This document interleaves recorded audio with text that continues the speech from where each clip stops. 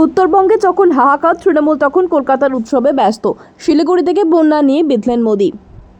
মেয়েদের ব্যাগে হাত দিচ্ছে কাঞ্চনপত্নী শ্রীময়ীর ঘটনা টেনে খণ্ডঘোষ থেকে কমিশনকে তুলনা মমতার।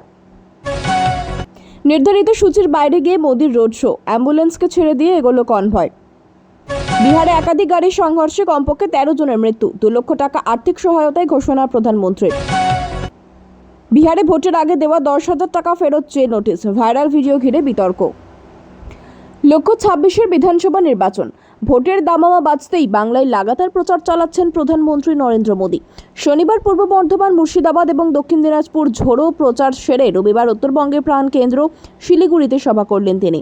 আর সেখান থেকেই উত্তরবঙ্গের প্রতি দীর্ঘদিনের বঞ্চনার অভিযোগ তুলে তৃণমূল কংগ্রেসকে নজিরবিহীনভাবে বিঁধলেন প্রধানমন্ত্রী। সরাসরি নাম না নিলেও কলকাতা দুর্গাপুজোর কার্নিভাল এবং নির্দিষ্ট ভোট ব্যাংকের রাজনীতির প্রসঙ্গ টেনে রাজ্যের সরকারকে কড়া ভাষায় আক্রমণ করেন তিনি। বিগত 15 বছর ধরে তৃণমূল সরকার উত্তরবঙ্গকে অবহেলা করে আসছে। বিজেপির এই চেনা অভিযোগের সুর এদিন মোদির গলায় আরও চড়া ছিল। শিলিগুড়ি সভা থেকে তিনি অভিযোগ করেন, তৃণমূল সরকার উত্তরবঙ্গকে ইচ্ছাকৃতভাবে পিছিয়ে রেখেছে। প্রধানমন্ত্রীর কথায়, তৃণমূল উত্তরবঙ্গ বিরোধী, এরা এখানে কাজ করেনি এবং কেন্দ্রকেও কাজ করতে দেয়নি। উন্নয়নের জন্য পাঠানো কেন্দ্রীয় অর্থ এরা নয়ছয় করেছে বা ব্যবহারই করেনি। রবিবাসরীয় প্রচারের শুরুতেই মেজাজ সপ্তমে চড়ালেন মমতা বন্দ্যোপাধ্যায়। খণ্ডঘোষের প্রথম নির্বাচনী সভা থেকেই তার অভিযোগ, প্রধানমন্ত্রীর সবার অনুমতি দ্রুত মিললেও তৃণমূলের ক্ষেত্রে টালবাহানা করছে কমিশন। একই সঙ্গে বিধায়ক কাঞ্চন মল্লিকের স্ত্রী শ্রীময়ী চট্টরাজকে নাকাকে চেকিংয়ের নামে হেনস্থার ঘটনা টেনে এনে মহিলাদের অসম্মান করার অভিযোগে সরব হলেন মুখ্যমন্ত্রী। এদিন মঞ্চ থেকে মমতা বলেন, আজকে আমার মিটিংয়ের পারমিশন দিচ্ছিল না, মোদির সভার পারমিশন দিতে পারো অল্প সময়ে, আর মাঠ খালি থাকলেও তোমরা আমার মিটিংয়ের পারমিশন দাও না কেন? তোমাদের নতুন করে এখানে কাজে আনা হয়েছে বলে? প্রশাসনের সাম্প্রতিক রদবদল ও নতুন আধিকারিকদের ভূমিকা নিয়ে এভাবেই সরাসরি প্রশ্ন তুলে দেন নেত্রী। শনিবার রাতেই শুটিং থেকে ফেরার পথে নাকা চেকিংয়ের মুখে পড়েন অভিনেত্রী শ্রীময়ী চট্টরাজ মল্লিক। সমাজ মাধ্যমে এক ভিডিও বার্তায় তিনি অভিযোগ করেন, কোনো মহিলা কনস্টেবল ছাড়াই একজন পুরুষ পুলিশ আধিকারিক রাস্তার মাঝে তার ব্যাগ খুলে স্যানিটারি ন্যাপকিন বা অন্তর্বাসের মতো ব্যক্তিগত জিনিসপত্র বের করে হেনস্থা করেছেন।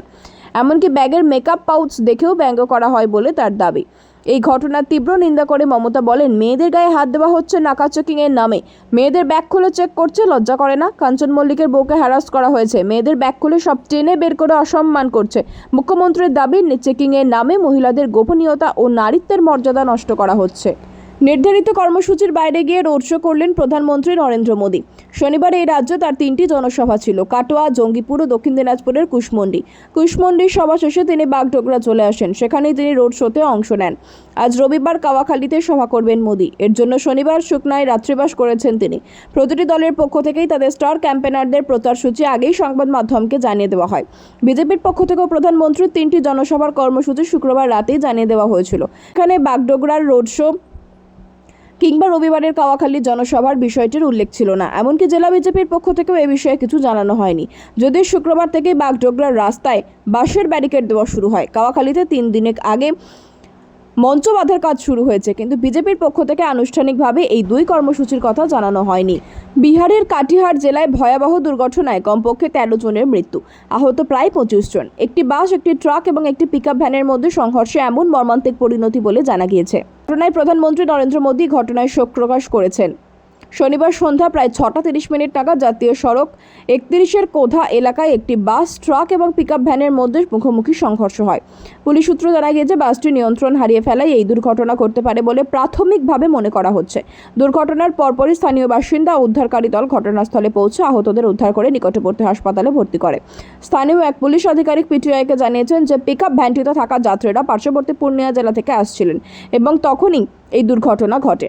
আহতদের দ্রুত উদ্ধার করে পূর্ণিয়ার নিকটবর্তী হাসপাতালে ভর্তি করা হয়েছে। আহতদের মধ্যে বেশ কয়েকজনের অবস্থা গুরুতর হওয়ায় মৃতের সংখ্যা বাড়তে পারে বলে আশঙ্কা করা হচ্ছে। নিহতদের পরিচয় এখনও পুরোপুরি জানা যায়নি। প্রশাসনের তরফে দুর্ঘটনার সঠিক কারণ খতিয়ে দেখতে তদন্ত শুরু হয়েছে।